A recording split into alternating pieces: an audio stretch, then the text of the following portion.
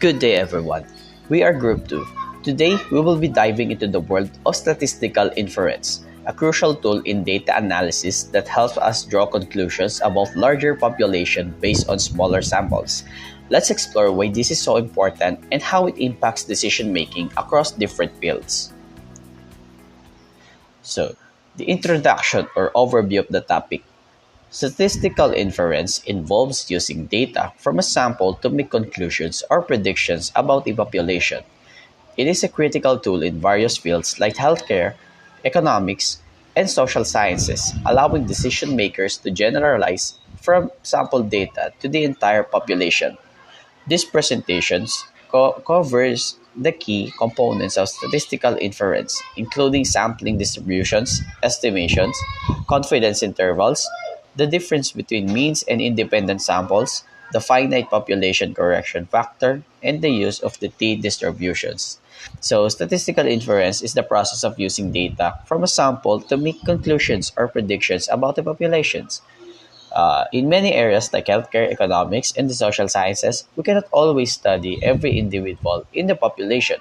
So we rely on samples to understand the larger group. This concept allows us to generalize from the sample data to the entire population, helping us make informed decisions. Why is this topic important? Understanding statistical inference and its related concepts is essential because they help us make accurate decisions based on the data. In real in many real-world situations, we cannot study an entire population, so we rely on sampling distributions and estimation to draw meaningful conclusions. These concepts allow researchers and analysts to predict trends, test hypotheses, and make reliable estimates. Knowing how to compare groups using the difference between means of independent samples is crucial in fields like medicine, business, and social sciences, where we often need to determine if one group performs better than the other. The finite population correction factor ensures that our calculations are precise when dealing with small populations, improving the accuracy of our result. The t-distribution is particularly important when working with small sample sizes, as it helps make statistical estimate more reliable. Without these concepts, data analysis would be less accurate, leading to poor decision making. So, why should we care about statistical inference? Well, in the real world, we often can't gather data from an entire population. For example, when testing a new medicine, it's not feasible to test everyone who might use it. So, we use samples to make prediction about the whole populations. Objectives to define statistical inference, including population, sample, and sampling distribution. To explain the importance of the estimations and confidence intervals in making predictions about the population, to describe the difference between means of independent samples and how it is used in the real world applications, to illustrate the use of the finite population correction factor and its roles in improving statistical accuracy, to discuss the distributions, its applications, and limitations when working with small sample sizes. So, in short, without a solid understanding of these concepts, we might end up making decisions based on the inaccurate or incomplete data, which could lead to poor outcomes. Hello, this is the statistical inference. What is statistical inference? Ang statistical inference is set of procedures used in making appropriate conclusions and generalizations about the whole population based on the limited number of observations.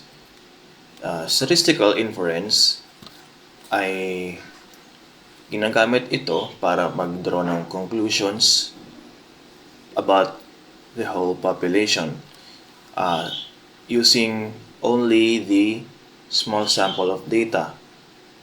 Yun yung maliit na group na galing sa population.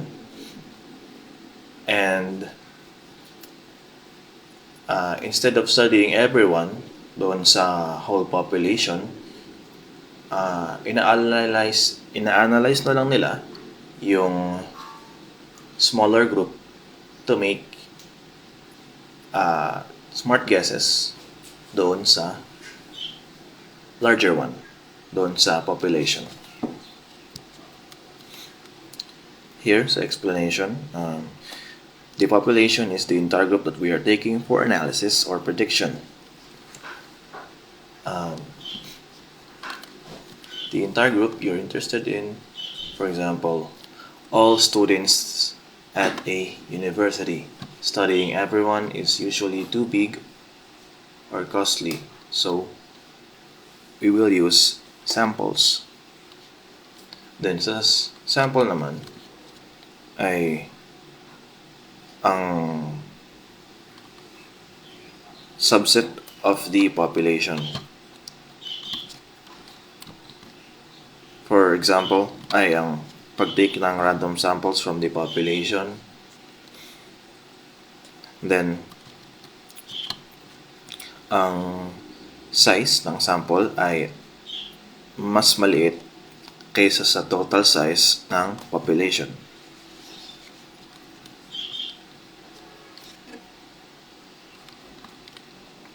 And how it works is data professionals sample data and then ina-analyze nila, and then they'll conclude what is likely true for the whole population. For example, if 80% of sampled BSIT students prefer online classes, then we might conclude that the most university students do prefer online classes. Sampling distribution. What is a sampling distribution? Ang sampling distribution is a probability distribution of a statistic that is obtained through repeated sampling of a specific population. It describes a range of possible outcomes for a statistic, such as the mean or mode of some variable or of a population. The purpose of sampling distribution is to understand the variability and uncertainty associated with a statistic derived from multiple samples, allowing for statistical inferences and hypothesis testing about a population. This is the example of sampling distribution. For example, in number 1,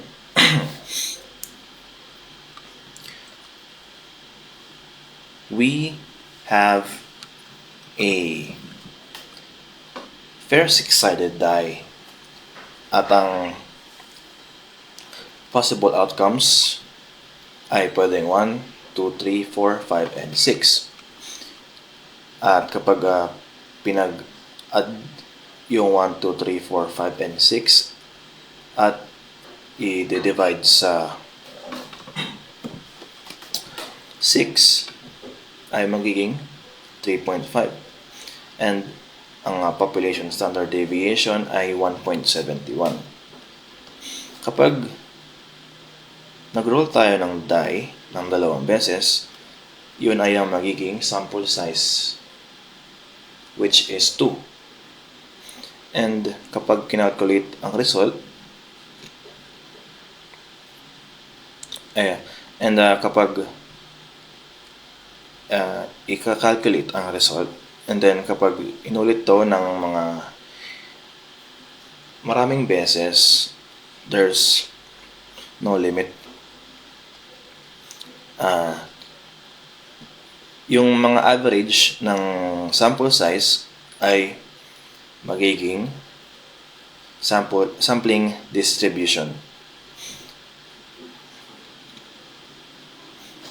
And then this sampling distribution of the sample mean will have its mean equal to the population mean or the 3.5, and the standard deviation or the standard error will be the population standard deviation divided by the square root of sample size 2.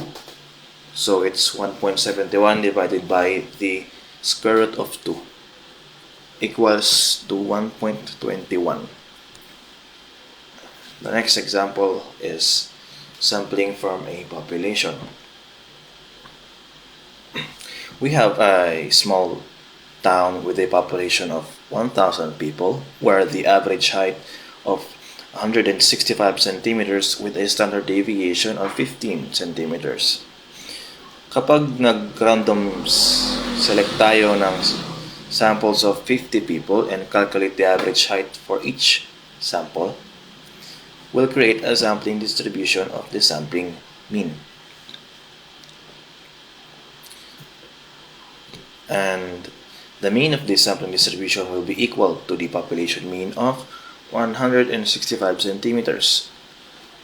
And the standard error will be the population standard deviation divided by the square root of the sample size 15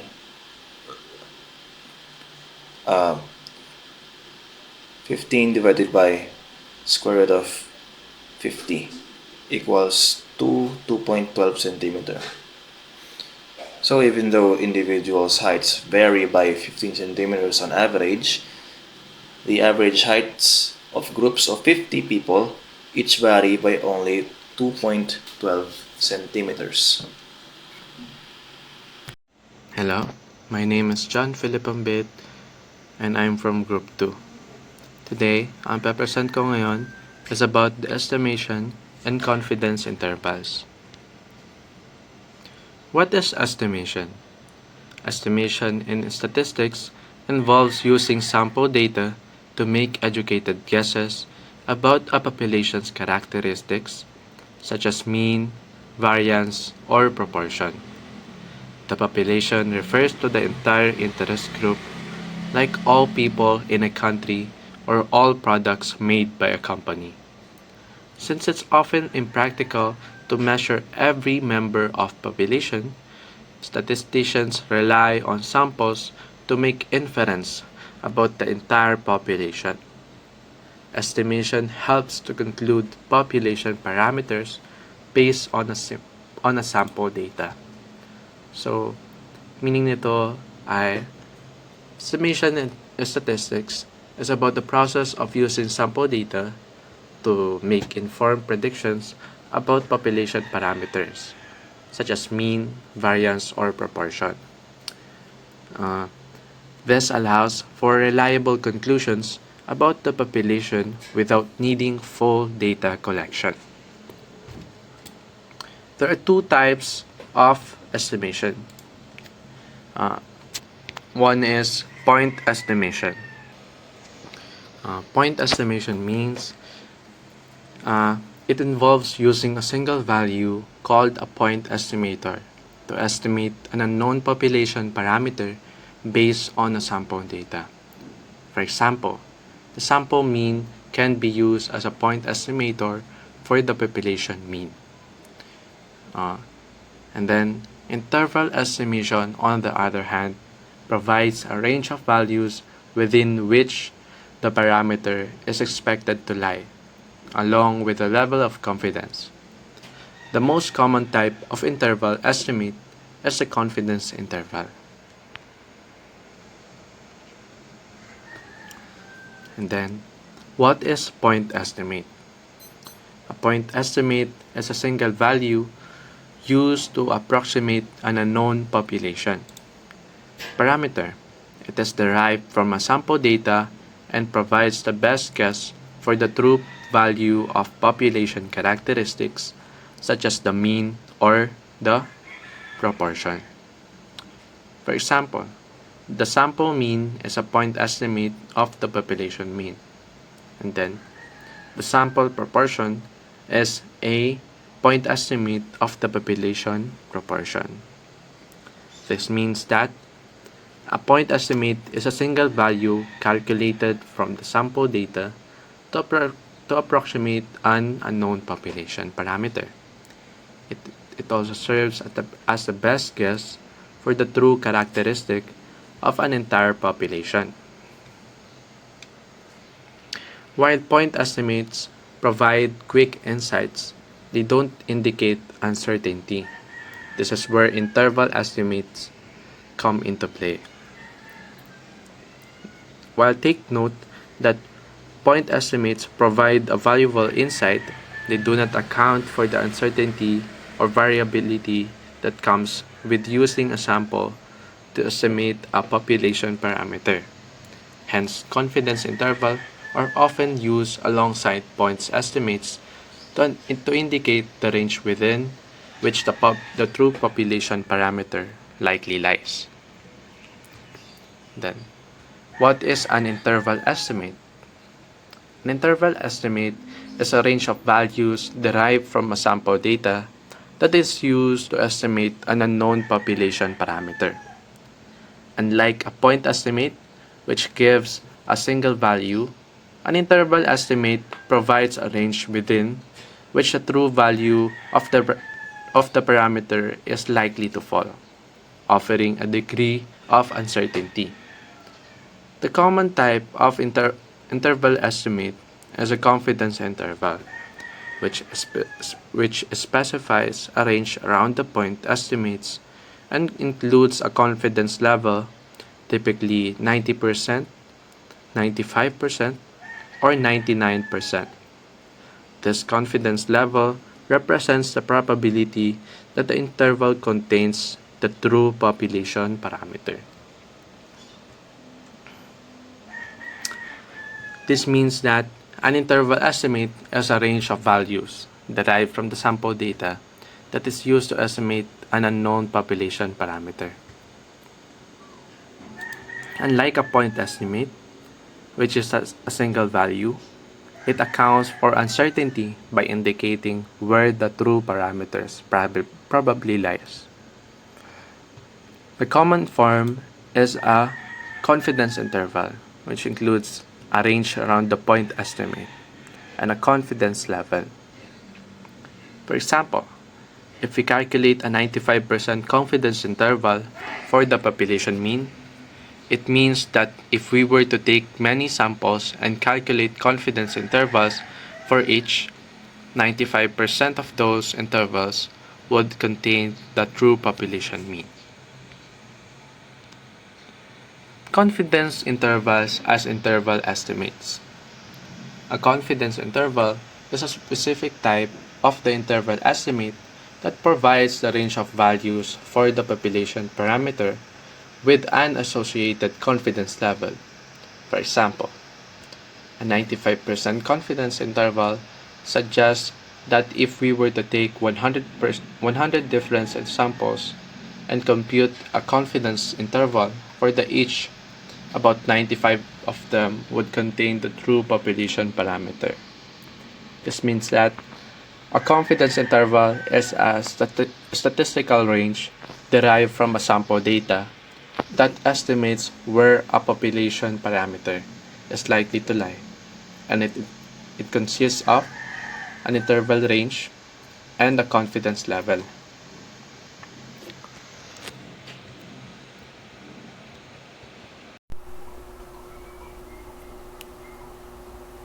We are Group 2.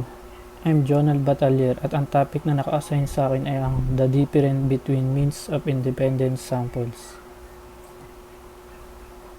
What is the difference between means of independent samples?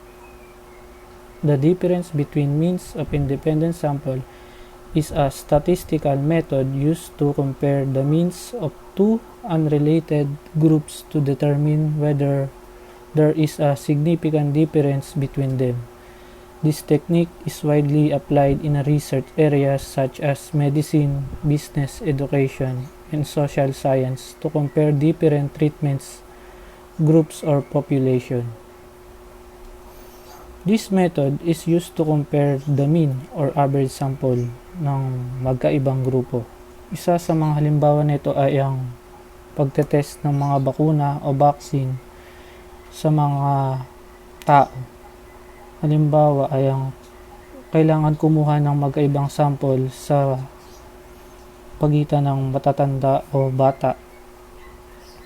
Next naman ay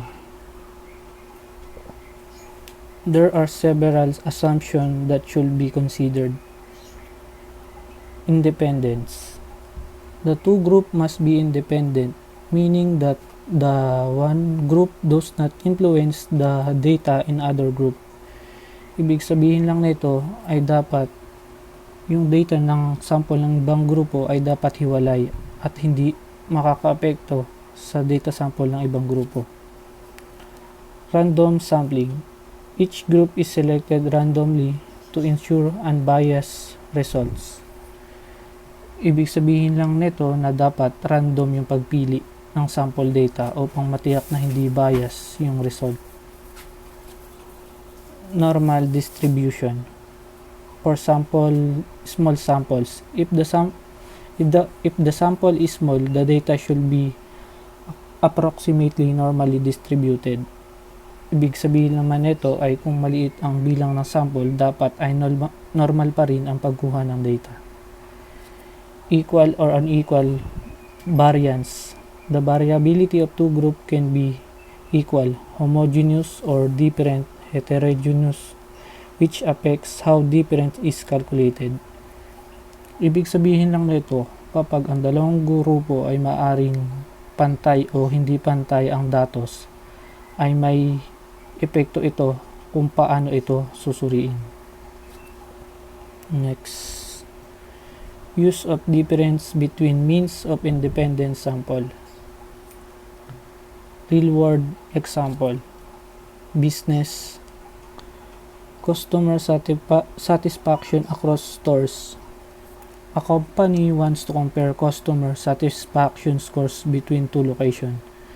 They survey customer from store A and store B, then calculate the different average satisfaction ratings to determine which store provides better service.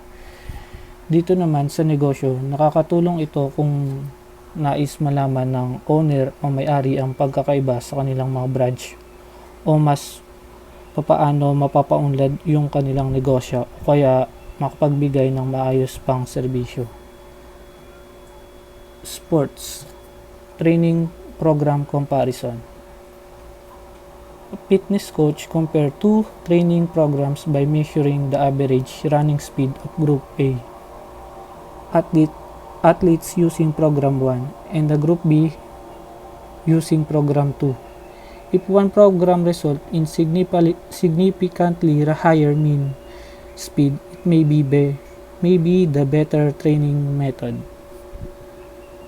Sa sports naman, nakakatulong ito para masuri at magkumpara kung alin yung mas magandang programa na makakatulong na mas mapaganda yung resulta. At ilan lamang iyon sa pwedeng paggamitan ng difference between means of independent. At doon natatapos ang aking bahagi. So, hello po. My name is John Reynard Disipulo from BSIT 1E para i-discuss sa inyo ang finite population correction factor. So, start na tayo. So, ano nga ba ang finite population correction factor? So, pag-uusapan natin ang isang mahalagang konsepto sa pagsusuri sa mga statistics, ang finite population correction or FPC factor.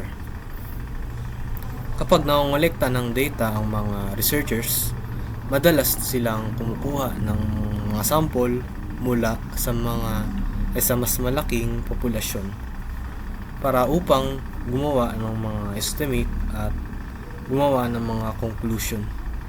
Ngunit, ano ang mangyayari kapag ang populasyon na yon ay hindi malaki or walang katapusan or parang infinite na rin? Sa mga case na ito ay kung saan ang kabuong populasyon ay maliit at may hangganan.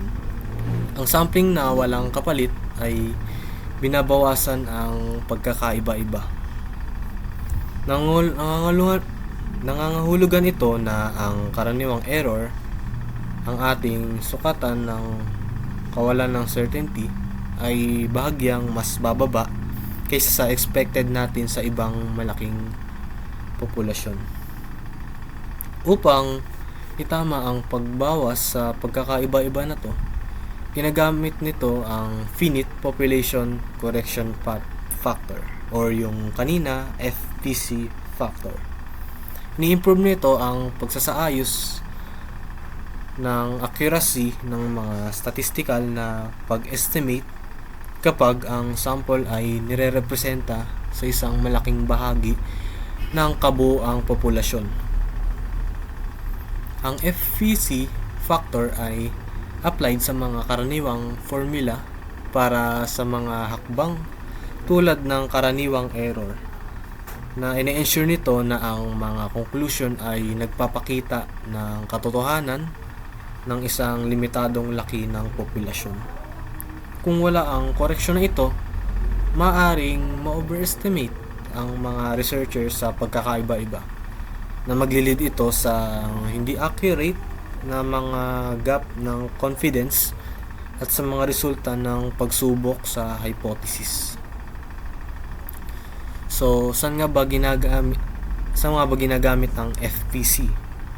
Ang FPC ay ginagamit kapag ang sample ay ginuhit na walang kapalit mula sa isang may hangganang populasyon, na nangangahulugan na ito na kapag ang isang individual ay napili para sa sample, hindi sila ibabalik sa populasyon para sa future selection.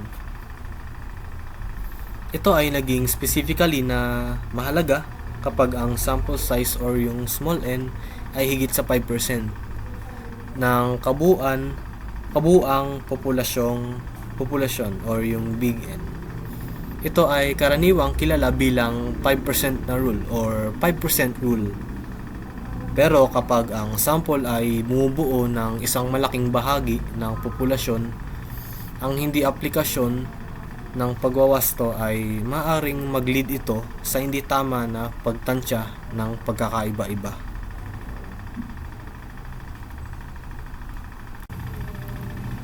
So, ito po ang kanyang formula. Yung big N ay yung population size and yung small n ay yung sample size. Ang correction na ito ay ina-apply sa karaniwang error ng isang statistics upang ayusin para sa pinababang pagkakaiba-iba na nangyayari kapag ang nagsasample mula sa isang limitadong populasyon. Kung wala ang FPC, maaari itong lumaki ang mga estimate ng kawalan ng certainty na nagdi-lead sa hindi gaanong accurate na mga ni-research. Ang downside lang nito ay ang paggamit ng FPC ay maaari itong magpakilala ng kawalan ng katiyakan kapag ang ginagamit ang mga isang walang katapusang malaking populasyon. Dahil ang adjustment ay nire-refer nito sa isang may boundary structure ng populasyon. Maaring hindi ito angkop para sa pag-generalize ng mga discovered sa kabila ng particular na dataset. Ito ang dahilan kung bakit hindi kailangang maingat na suriin ng mga researcher kung ang paggamit ng FPC ay accordingly sa mga purpose at pagpapalagay ng kanilang pag-aaral. So, in conclusion ay ang FPC daw ay tumutulong na pinuhin ng mga tatansya or pag-estimate sa statistics para sa maliit na populasyon, na tinitiyak din na ang mga accurate na resulta. Gayunpaman, dapat alalahanin natin ng mga researcher ang mga limitasyon na ito kapag na-interpret nila ang mga natuklasan sa kabila ng pinag-aralan nila na populasyon. So, sa ganitong senaryo, ang sample ng 80 employee ay bumubuo sa 40% ng kabuuang workforce na isang malaking bahagi ng populasyon. Kung hindi applied ang FPC, maaaring overestimated ang variability of responses na maglilid sa mga gap or agwat ng confidence na hindi gaanong accurate. Sa pamamagitan ng pagsasama ng FPC, maayos ito para sa pagbawas sa diversity na ini-ensure nito na mas accurate na pinapakita ng mga estimate ang actual na level ng pressure sa trabaho ng mga empleyado. So, ngayon, consider natin ang isang mas malaking kumpanya na may 10,000 na empleyado, kung saan sinusuri pa rin ng manager ang 80 empleyado. Sa case na ito, ang laki ng sample ay 0.8% lamang ang kabuuan ng populasyon. Isang nakapakaliit na bahagi. Ang pag-alis ng ilang empleyado ay hindi gaanong nakakaapekto sa pagkakaiba-iba. Ibig sabihin ng FPC ay hindi na kinakailangan sa sitwasyon na ito. So, ang finite population correction factor or FPC ay mahalaga kapag ang sample ay bumubuo ng makabuluhang proportion ng isang may hangganang populasyon. Sa pamagitan ng paggamit ng correction na ito, ni-ensure nito ng mga researcher na ang kanilang mga statistical na pagtatansya ay manatiling accurate at related sa actual nila na data. So, ang sunod ko namang i-discuss ay ang t-distribution. Ano nga ba ang t-distribution? Ang t-distribution ay isang probability distribution na katulad ng shape sa normal na distribution, ngunit maaring merong itong heavier tail. Ibig sabihin, mas marami itong variability sa maliliit na sample. Ginagawa nitong specifically na kapakipakinabang sa mga sitwasyon kung saan ang laki ng sample ay mas mababa sa 30 at ang mga parameter ng populasyon ay hindi completely na nalalaman. Ang t-distribution ay may importanteng role sa una ay ang hypothesis testing. Ito ay upang matukoy ang mga statistical na kahalagahan or mga importance. Ang sunod naman ay confidence intervals para sa estimate ng mga parameter ng populasyon. Sunod naman ay regression analysis, kung saan madalas na ginagamit ang maliliit na dataset. Di tulad ng normal na pamamahagi, ang t-distribution adjusts for uncertainty kapag working sa mas maliit na sample na maglilid sa mas accurate na inference. So, ang t-distribution ay nadiskubre noong 1908 ni William Seeley Gossett. Isa siyang statistician na nagtatrabaho para sa Guinness Brewery sa Dublin, Ireland. Dahil sa policy ng kumpanya, kinakailangan ni Gossett na i-publish ang kanyang gawa sa ilalim ng pseudonym na student. Kaya naman tinawag itong student's t-distribution. Original itong binuo ng Gossett ang t-distribution upang ma-improve ang quality control sa Guinness Brewery na tumutulong sa paglutas ng mga problema sa statistics na nauugnay sa maliliit na laki ng sample.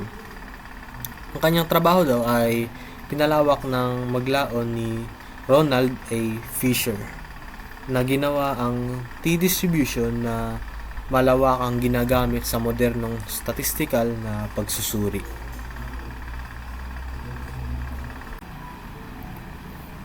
Kapag nag-plot ng data kasunod ng t-distribution, nakakakuha ito ng curve na hugis bell or parang bundok na rin, katulad ng normal na distribution.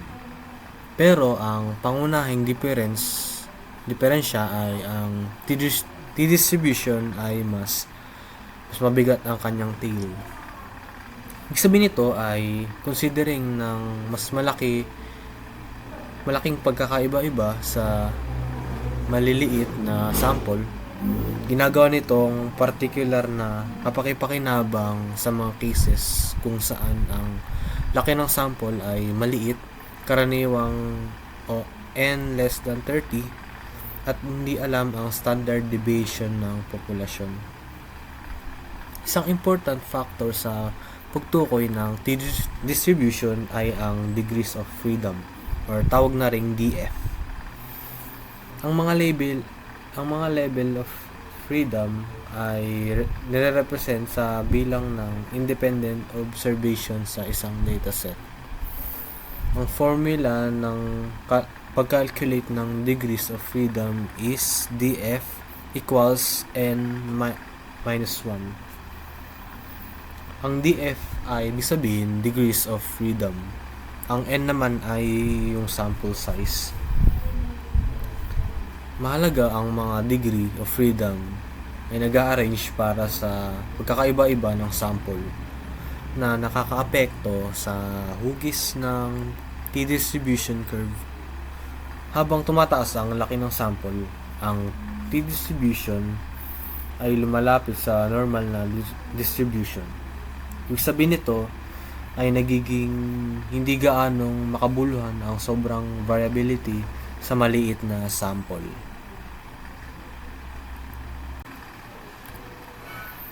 So, ang huli ko namang i-discuss sa inyo ay ang limitasyon ng paggamit ng t-distribution. Ang una ay ang sensitivity to departure from normality. Ina-assume dito na ang t-distribution na ang underlying na populasyon ay sumusunod sa isang normal na distribution.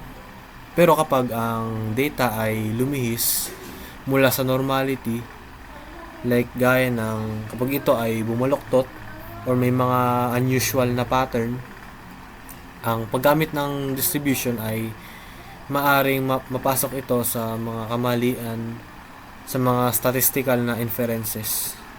Pwede rin itong magresulta ng mga maling data or mga pagsubok sa hypothesis or mga agwat ng confidence. Sunod naman ay ang limited applicability for large samples. Habang tumataas ang mga laki ng sample, unti-unti rin itong nagko-converge ang t-distribution sa normal na distribution. Para sa sapat na malalaking sample, lalo na kapag alam ang standard deviation ng populasyon, ang normal na distribution ang nagiging mas suitable sa pagpipilian. Ang paggamit ng t-distribution sa mga ganitong kaso, maaring hindi mag-alok ng mga karagdagang benefit at maaring hindi kinakailangang komplikado ang mga kalkulasyon. Ang last naman ay ang impact of outliers and small sample sizes. Dahil ang t-distribution ay mas mabigat na buntot or yung may heavier tails, maaari itong maging mas sensitibo sa mga outlier kaysa sa normal na distribution. Maaring bumaluktot ng mga outlier ang mga resulta na pwedeng mag-lead ito sa malawak na agwat ng confidence at hindi gaanong reliable na conclusion. Bukod pa rito, kapag working sa napakaliit na laki ng sample, ang mas mabibigat na buntot or heavier tail ay maaring increase nito ang uncertainty na higit na makakaapekto sa statistical na inference. So, summarize. So, habang ang distribution ay isang mahalagang tool para sa maliliit na sample analysis, pero dapat na alalahanin ng mga researcher ang mga pagpapalagay at limitasyon nito. Ang assurance na ang data ay approximately normal, ang pagpili ng tamang distribution para sa mas malalaking sample, at ang pag-account para sa mga outlier ay maaring makatulong na mapabuti ang pagiging maasahan ng mga statistical na conclusion. So, dito nagtatapos ang aking discussion. To conclude, statistical inference is a powerful tool that helps us draw meaningful conclusions from data, guiding our decisions with evidence and precision. By applying the right methods, we can make informed choices that go beyond guesswork. I hope today's discussion has given you valuable insights into how statistical inference can be used to better understand and predict outcomes in various contexts.